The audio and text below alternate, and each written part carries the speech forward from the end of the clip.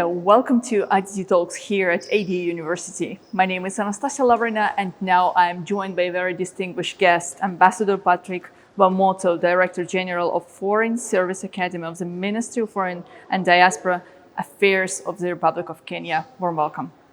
Thank you, Anastasia. It's good to have me here in Baku. Thank you so much. It's a big pleasure and honor for us to host you on our program.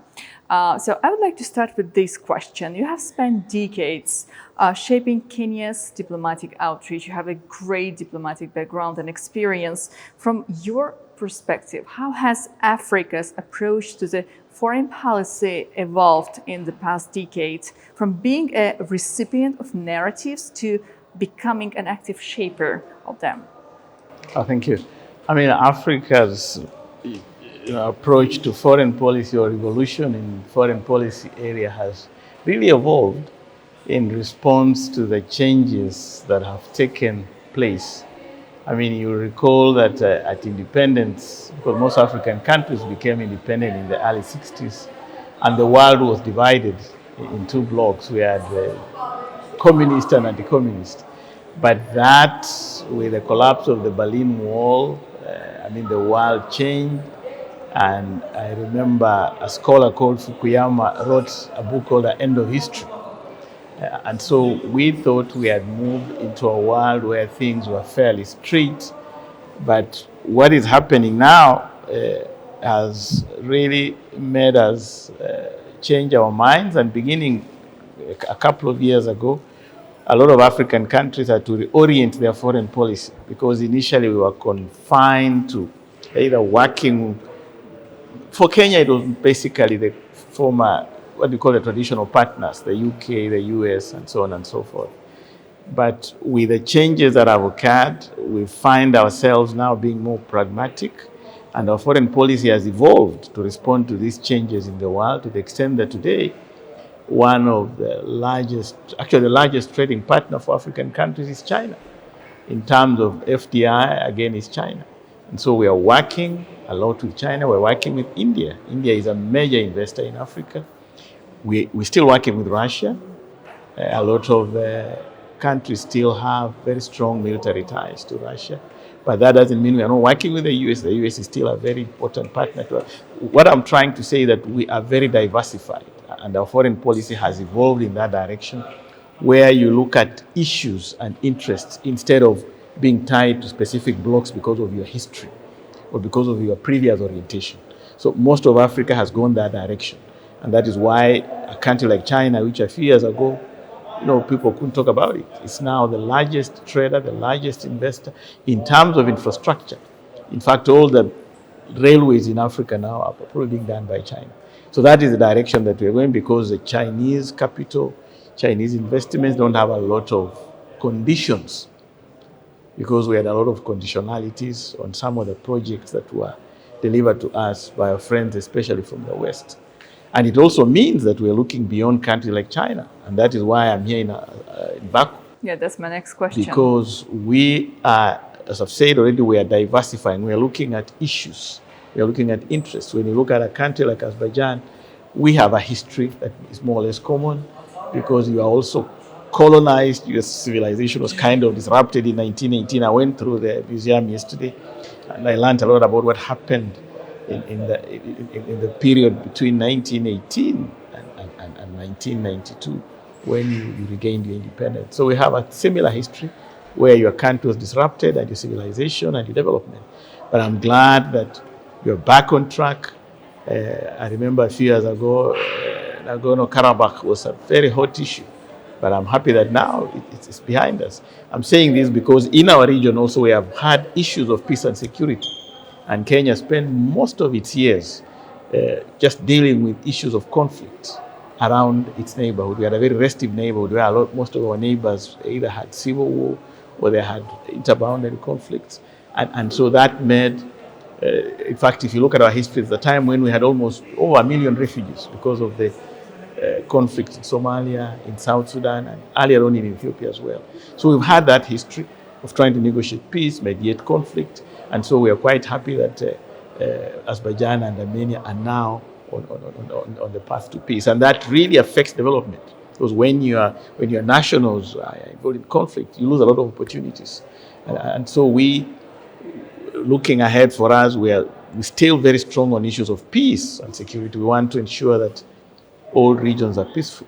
We are looking at issues in our foreign policy which were never there before, like the blue economy. The blue economy now is a major area for us because from scientific research, the marine resources are immense. And in terms of sustainable development and growth, I mean, we can benefit a lot from focusing on the blue economy. So we are also looking at areas like the diaspora. The diaspora was never an issue in our foreign policy a few years ago because Kenyans never used to. There was no labor migration. But with our investment in education, we have a tremendous human resource base. And because of the needs of other countries, like the Middle East, even in Europe today with nurses and many other professionals, we have a lot of Kenyans have moved out and they've become a major source of remittances and investment back home. So the element of diaspora, which was essentially a consular issue, is now one of our foreign policy planks. So the foreign policy has changed. What I'm saying that the pillars have changed. We never had the diaspora as an issue. We never had the blue economy. The whole issue of global governance is a matter of tremendous interest for us because we look back, a lot of institutions which have been managing our world affairs were not designed to look at issues of Africa, essentially. And so that's why there's a strong debate, a strong lobby to reform some of the institutions that we've been working with, including the IMF. Ambassador, you mentioned Azerbaijan, and this is a very important question for our viewers as well. More in details, where do you see two countries, Azerbaijan and Kenya, can deepen the integration, the cooperation, which will benefit not only two countries, but two regions, let's say, including economy, political issues, and education? We look at the history of Azerbaijan and their trajectory in terms of how the country has grown, and we see a lot of similarities. I've already talked about the colonization. Our development was disrupted. We've had instances of instability along our neighbors. We fought a civil war in Somalia because, again, of territory, but that was resolved. We've gone through that as well. And now when we look at the whole Caspian area, Eurasia, Azerbaijan is one of the most dynamic economies. Kenya is an anchor state in Eastern Central Africa, a very dynamic economy there. And so we attracted together naturally because we seem to have a similar path. And looking at the structure of the economies, you are basically oil and gas. Kenya is not strong on that. But we can learn from Azerbaijan because we are still prospecting for oil and gas because we have a coastline. And from research, there are immense gas resources in the Indian Ocean. And we know that gas exploration or gas extraction is based on the Caspian Sea. It's in water. And so we think we can benefit from your technology, you can benefit from your experience. In terms of agriculture, Kenya is a solid agricultural country. We know that we can sell part of our tea to Azerbaijan, we can sell some of our coffee. We are also very strong in industries, you are as well. In fact, one of the things that I learned when I go to here that you have a very strong, in Kenya we call it e-citizen. I think here you call it MyGov. Yes. Basically having government services uploaded online so that you make government more efficient and you also lessen the interface between humans because that normally is what gives, it causes things like corruption to arise and all that. And it saves your time. Yeah, and of course saving your time. So we're really trying to ensure that almost all government services are offered online. It increases efficiency. Our country is vast. At times people will have to travel like 11 hours to come to the capital city just for common service. But now I'm happy to report that a lot of services are online. I can renew my passport online. I can get my identity. I can renew my driving license. I can apply for a child's birth certificate online. And I know that because Azerbaijan has made tremendous achievements in that area, we can work together in basically making government more efficient by leveraging on technology. And because you are good in technology, we are also the Silicon Savannah on the other side. I think working together, we can really make tremendous achievements with the new partners. Because as I said earlier, we are trying to diversify our partnership or foreign policy now. We think this Our view now is that no region is unreachable, because in the past some regions looked like they are too far.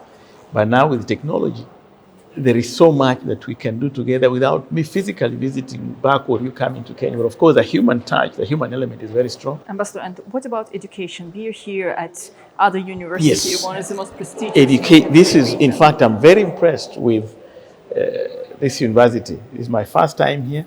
And the reason I came was for us to sign a memorandum of understanding with ADA so that we can train not only diplomats, but also public servants. And we believe that there is so much that we can share. And I've served in the foreign service for many years myself. And using my own example, one of the diplomats that I went to school with in Oxford, when we were third secretaries, I later met her in Vienna, both as deputy ambassadors, deputy heads of mission. And so this is a situation where you already know each other. And so it becomes very easy for you to transact business. And that's what we are looking at, so that if a Kenyan diplomat comes and trains here, an Azerbaijani diplomat comes and trains in Kenya, if they meet at the UN in New York 10 years later, they already know each other. And now in technology, once you meet, you're always together. I mean, there's WhatsApp, and so you keep the contact going. So even if you meet 10 years later, you already know each other, and it becomes easier for you to transact business. So in the area of education, we are focusing on diplomacy because I have an interest, because I run the Diplomatic Academy, but we are not confined to that. We want to expand the training base so that any area that we feel we can exchange, we will be able to then, and I spoke to the rector. I was very privileged to meet the rector, who is a distinguished son of Azerbaijan. I've read his book when he was ambassador in Washington, and it's amazing. He's actually the one who put Azerbaijan on the world map. So I was very privileged to have a very long discussion with him. And so we are working across all the areas so that we don't confine only to diplomacy. And we are also looking at, we've signed, there's an MOU proposed on petroleum, there's an MOU on criminal justice. The area of environment and climate change is a big area.